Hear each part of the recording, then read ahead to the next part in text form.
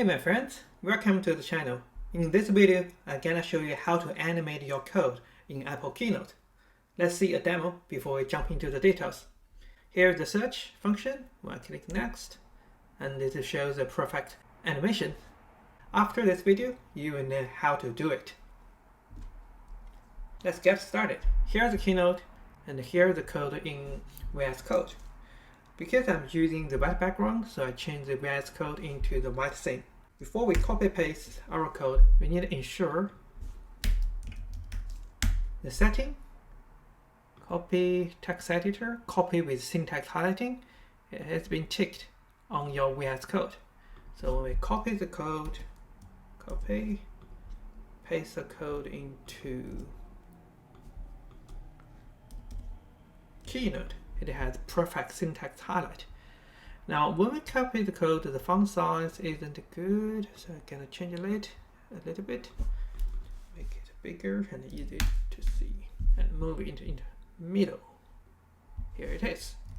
Let's do the animation. We need 2 slides, duplicate the slides, and to remove the function body in the first slide. This is the function, and this is the implementation. Then click on the first slide, and here the animation, add an effect. The effect called magic move, and change the duration to half second. We can preview. Not what we expected. We need to change the back character and the trigger on click. Let's see it again. Click. Here we can see the animation.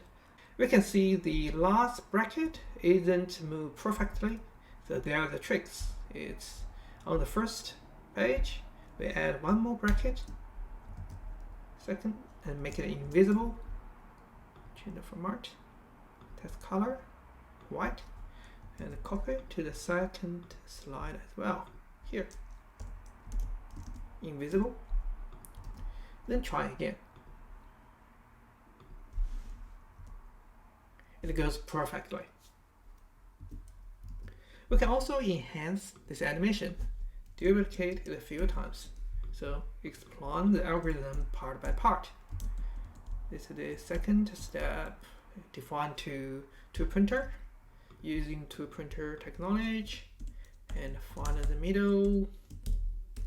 This is a search function for binary search. Define the 2 printers and check the middle elements. If it's equal, return the index. If not equal, move the cursor. And lastly, return the -1 for not found. Cool. This is all about this video. Hopefully, you can follow the video to set up your own code animation.